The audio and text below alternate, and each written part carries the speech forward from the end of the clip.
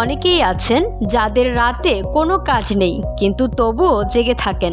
অনেকে আবার ঘুমানোর অনেক চেষ্টা করেও ঘুমাতে পারেন না। রাতের ঘুম নিয়ে যারা ভুগছেন তাদের জন্য রইল 7টি পরামর্শ। আশা করা যায় এসব মানলে আপনার বাড়িতেও ঘুম পাড়ানি মাসি পিসি আসবে। উচ্চ শব্দ বন্ধ করুন, না হলে হোয়াইট নয়েজ চালান। পাশের বাসা বা উপরতলার কেউ ধূপধাপ আওয়াজ করতে পারে, কেউ কেউ গান শুনতে পারে উচ্চ শব্দে। আবার রাস্তার পাশে বাসা হলে হর্নের আওয়াজও 12টা বাজাতে পারে আপনার ঘুমের। এসব ক্ষেত্রে ঘরের দরজা জানালা বন্ধ রাখা ছাড়া উপায় থাকে না। এরপরও শব্দ কানে এলে হোয়াইট নয়েজ চালিয়েও ঘুমিয়ে যেতে পারেন। যেভাবেই হোক বিরক্তির শব্দ থেকে দূরে থাকতে হবে। 2020 সালের এক গবেষণায় দেখা গেছে হোয়াইট নয়েজ চালিয়ে ঘুমানোর কারণে কিছু মানুষের ঘুমের উন্নতি হয়েছে। একটু হাঁটাচলা করুন। ঘন্টার পর ঘন্টা শুয়ে থেকেও যদি ঘুম না আসে তাহলে বিছানা থেকে উঠে পড়ুন, বারান্দায় গিয়ে একটু হাঁটুন। প্রয়োজনে এক রুম থেকে অন্য রুমে হেঁটে আসুন। কিছুক্ষণ হেঁটে এসে আবার শুয়ে পড়ুন। এবার সম্ভবত আপনার ঘুম আসবে। বাসায় সিঁড়ি থাকলে একটু সিঁড়ি দিয়ে হেঁটে নিচে নামতে পারেন। ব্যায়ামের পাশাপাশি ঘুমেরও সাহায্য হবে। বারবার সময় দেখা থেকে বিরত থাকুন। রাতে ঘুম না এলে অনেকে বারবার ঘড়ি দেখেন। হয়তো রাত 3টা বেজে গেছে কিন্তু আপনি এখনো ঘুমাতে পারেননি। এক্ষেত্রে মনে হবে হায় হায়, আর মাত্র 4-5 ঘন্টার মধ্যে ঘুম থেকে উঠে কাজ করতে হবে। হয়তো সময় দেখে তাড়াতাড়ি ঘুমানোর চেষ্টা করবেন, কিন্তু তাতে ঘুম আসবে না, বরং ঘুম আপনাকে ছেড়ে পালাবে।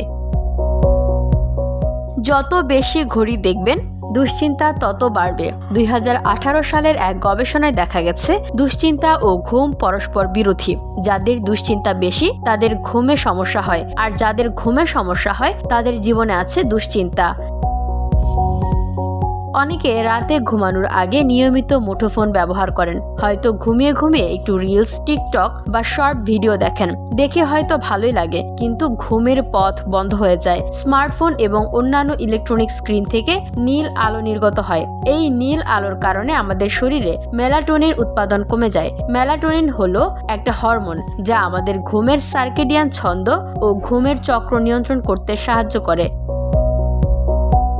ভাবতে পারেন নীল আলো থেকে বাঁচতে তো আপনি চশমা ব্যবহার করছেন, কিন্তু বিশেষজ্ঞদের মতে শুধু কাচের চশমা এজন্য যথেষ্ট নয়। তাছাড়া চশমা কতটা কার্যকর তা নিয়ে আরও গবেষণা প্রয়োজন। শ্বাস প্রশ্বাসের ব্যায়াম করুন। অনেক চিকিৎসক ও বিশেষজ্ঞের মতে শ্বাস প্রশ্বাসের ব্যায়ামের সাহায্যে ঘুমের মান উন্নত করা যায়। তবে এই বিষয়টা নিয়েও আরও বড় পরিসরে গবেষণা প্রয়োজন। তবে আপনি যে ব্যায়াম করতে পারেন তা 4-7-8 কৌশল নামে পরিচিত। অনেকটা ফুটবলের ফরমেশনের মতো শোনালেও এই কৌশল আপনার ঘুম উন্নত করতে পারে। এই কৌশল অনুযায়ী প্রথমে 4 সেকেন্ড শ্বাস নেবেন, তারপর 7 সেকেন্ড শ্বাস বন্ধ করে রাখবেন, সবশেষে 8 সেকেন্ড সময় নিয়ে নিঃশ্বাস ছাড়বেন মুখ দিয়ে। এই পদ্ধতিতে অনেকের ঘুমের মান ও ঘুমের চক্র উন্নত হয়েছে। আপনিও চেষ্টা করে দেখতে পারেন।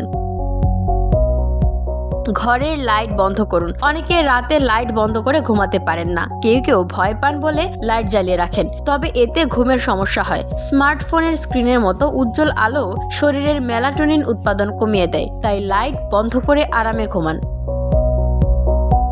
VOD Bangla news desk.